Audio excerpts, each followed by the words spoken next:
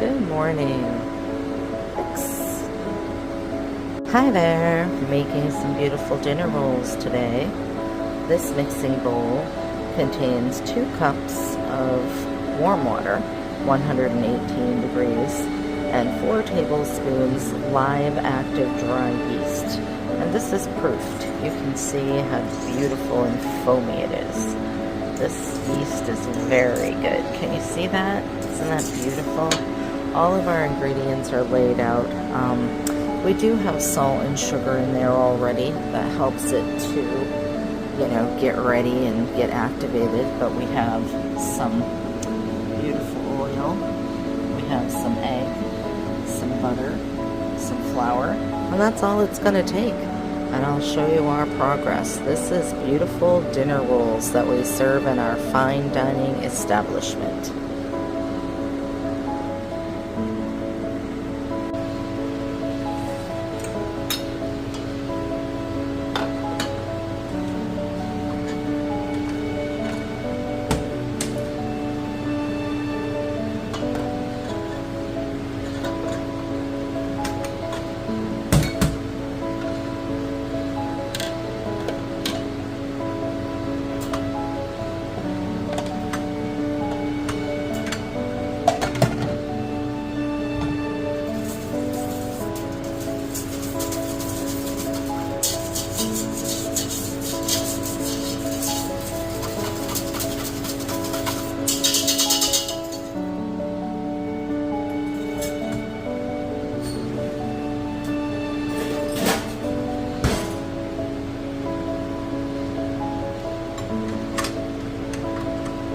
We're going to put the flour in 1 cup at a time, but we're going to start out with 2 cups. And this calls for approximately 6 to 8 cups of all-purpose or bread flour.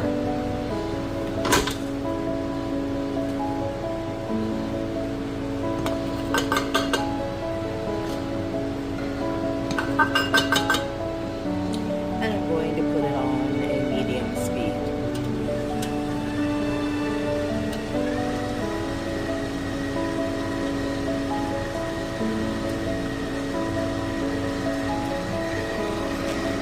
In the meantime, I'm going to come over here and prepare my area. So I have my scale. I like to keep my rolls weighed out anywhere between 1.7 and 2 ounces each. I'm going to prepare my bread pans. These are really nice ones. I'm going to spray them down with just some cooking spray that you would get at any grocery store. This one is called Everlight Distinctions Premium Food Release Gold. Ultra Performance Food Release. And it has 0 calories. And the ingredients are canola oil and whatever makes it go. So you just want to grease or spray all the corners and the sides of this pan like this.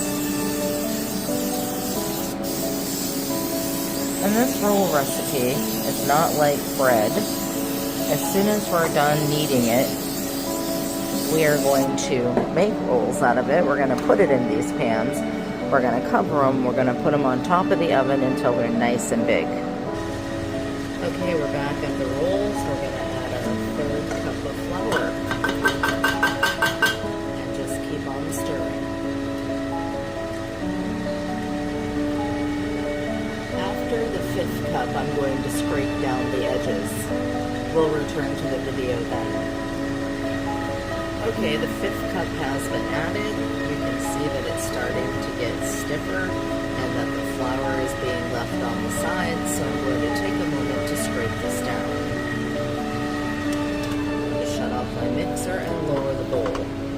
Take a large spatula and just go right down the sides.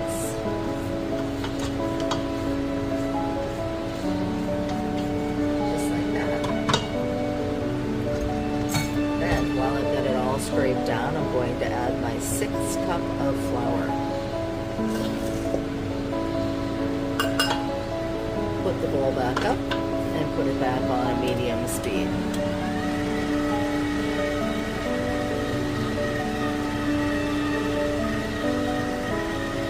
So the recipe says this is a double batch, and it will take anywhere between 6 to 8 cups of flour. I do this recipe almost every day of the week, and it normally takes around 7. So we'll see what happens, but can you see how stiff it's getting?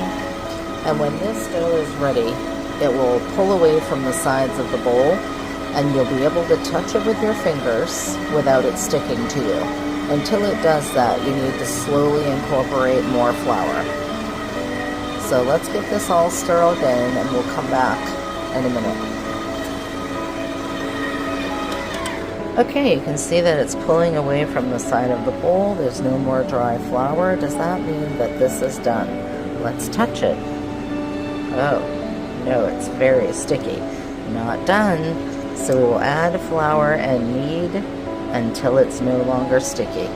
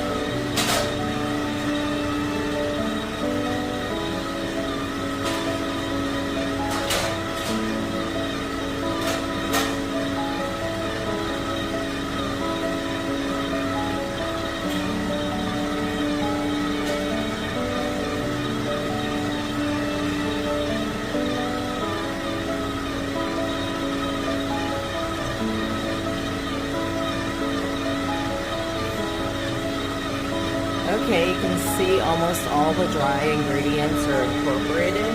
Not quite, there's still a little bit more at the bottom of the bowl. Let's wait for it to pick that up and we'll test it again.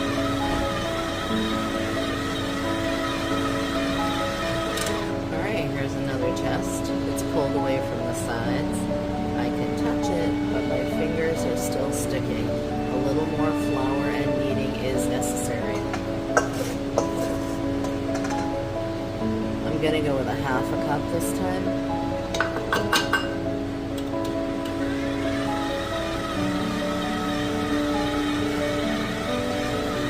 Alright, so this is looking pretty good. Let's give it the test.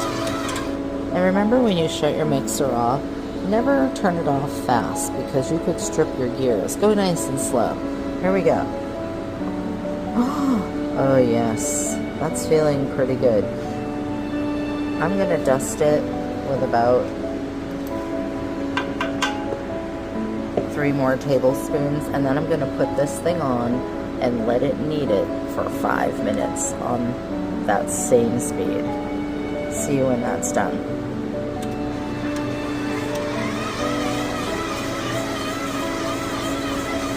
I increased it 1 speed to really get it kneaded well.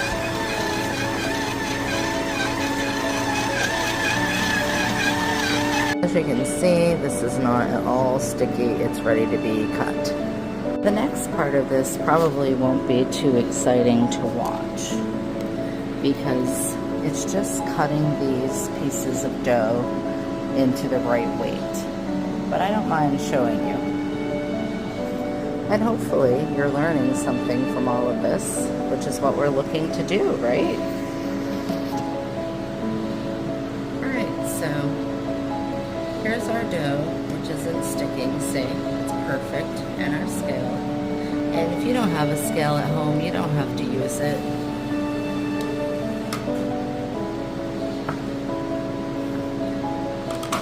Cut it.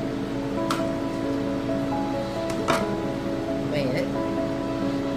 I like them a little under 2, because believe it or not, if you make every one of them under 2, you get an extra roll at the end. So then I just like to form it simply.